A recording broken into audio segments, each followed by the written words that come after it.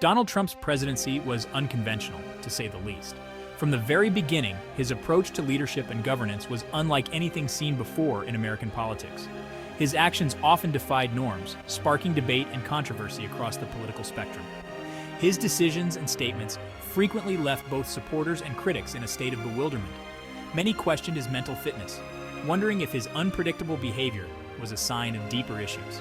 Some argued his behavior was just personality quirks, while others saw signs of mental illness. The divide in opinion was stark and often heated. This scrutiny was fueled by his public outbursts, which were often dramatic and unfiltered. His impulsive tweets added fuel to the fire, with each post scrutinized and dissected by the media and the public alike. It became difficult to ignore the questions.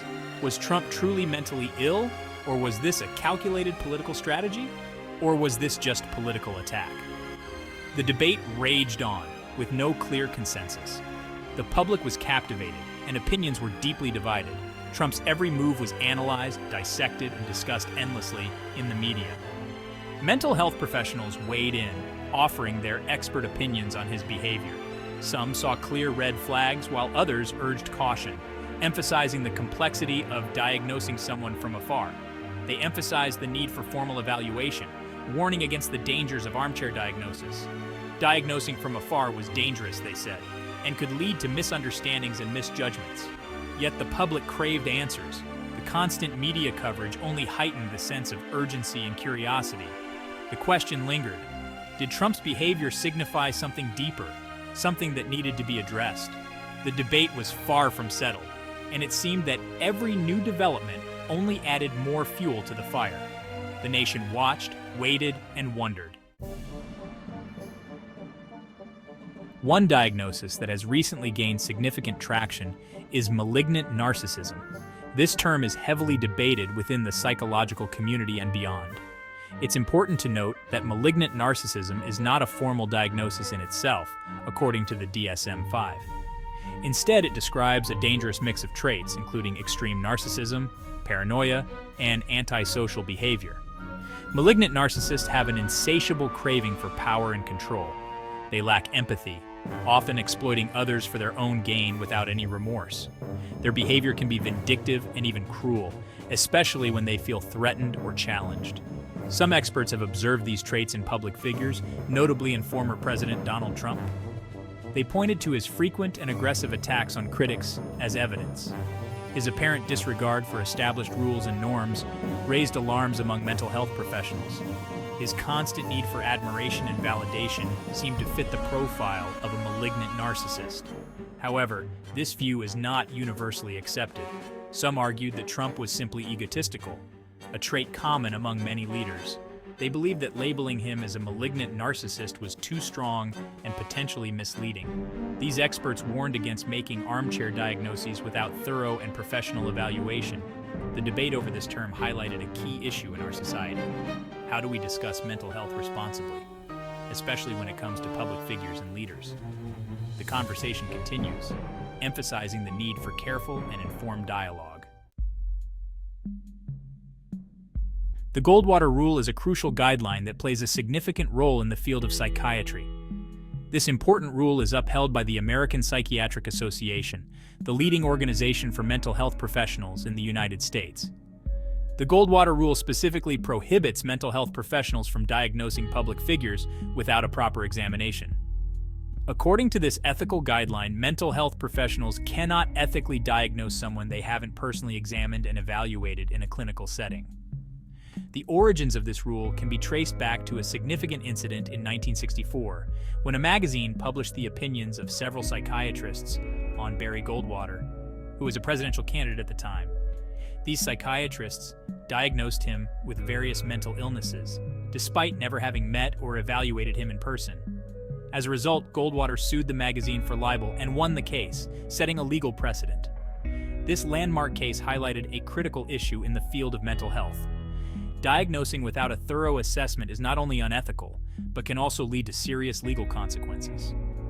The Goldwater Rule serves as a constant reminder that mental health is a complex and nuanced field that requires careful and thorough evaluation. Mental health professionals have a duty to uphold the highest ethical standards in their practice. Speculating on the mental states of public figures without proper evaluation not only violates this duty, but also undermines the integrity of the mental health profession. Despite the Goldwater rule, many professionals felt compelled to speak out. They argued Trump's behavior posed a danger. They cited his impulsivity and recklessness. His disregard for truth was deeply concerning. Some saw parallels with authoritarian leaders and warned of the potential for harm. These professionals didn't offer formal diagnoses. They focused on observable behaviors, arguing these behaviors were cause for alarm. They urged the public to pay attention. Trump's actions, they argued, were not normal. Whether he met the criteria for a personality disorder was beside the point. His behavior was dangerous regardless of a diagnosis. Section 5. The Specter of Stigma: How Casual Diagnoses Harm Mental Health Discourse. The debate surrounding Trump's mental health had unintended consequences. It fueled the casual use of psychiatric terms. People threw around labels like narcissist and sociopath. This trivialized mental illness. It contributed to stigma. Mental illness is often misunderstood. It's not a character flaw or a choice. It's a real and often debilitating condition. When we use diagnostic terms casually, we perpetuate harmful stereotypes. We make it harder for people to seek help. The Trump debate highlighted this important issue. We need to be mindful of our language. We must avoid perpetuating stigma. Section 6. Diagnosing from a Distance: The Limits of Observation and Speculation. The desire to understand Trump's behavior was understandable, but diagnosing from afar is inherently flawed. Mental health assessments require in-depth evaluations. These involve interviews, observations, and psychological testing. Public figures are often presented through a curated lens. We see them through media portrayals and social media. This is not an accurate reflection of their true selves. We can observe their behavior. We can analyze their words, but we cannot truly know their inner world. Diagnosing from a distance is like trying to solve a puzzle with half the pieces missing. Section 7. Actions speak louder: Prioritizing behavior over labels in public discourse. The debate over Trump's mental health often overshadowed a crucial point. His behavior was the real issue. Whether or not he had a mental illness was secondary. His actions had real-world consequences. Focusing on behavior allows for accountability. It avoids the complexities of diagnosis. We can and should hold people accountable for their actions. We don't need a diagnosis to do so. Trump's behavior raised serious concerns. His attacks on democracy were dangerous. These actions deserve scrutiny and condemnation. The focus should have remained on the behavior itself. Section 8. The Legacy of Trump's Behavior: A Call for Reflection and Reform.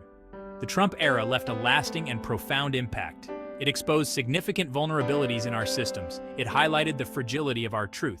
It also revealed the power of unchecked behavior. Trump's presidency was a wake-up call for many. We need to strengthen and protect our institutions. We need to promote widespread media literacy. We must hold leaders accountable for their behavior. The lessons learned from this era should not be ignored. Section 9. The Power of Words: How Language Shapes Public Perception of Mental Health. The Trump era also highlighted the power of language. Words matter. How we talk about mental health shapes public perception. Using diagnostic terms casually perpetuates stigma. It trivializes serious conditions. We must be mindful of the language we use. We should educate ourselves about mental health. We can challenge stigma by speaking out against it. Words have the power to harm or heal. Let's choose them wisely. Section 10. Moving Forward: Balancing Concern with Responsibility in a Hyper-Connected World. The digital age presents new challenges. Information spreads rapidly. Misinformation spreads even faster. We are constantly bombarded with news and opinions. It's easy to get caught up in the frenzy. We must be discerning consumers of information. We should verify sources and consider biases. We have a responsibility to engage in thoughtful discourse. Let's strive for understanding, not just judgment. The mental health of our society depends on it.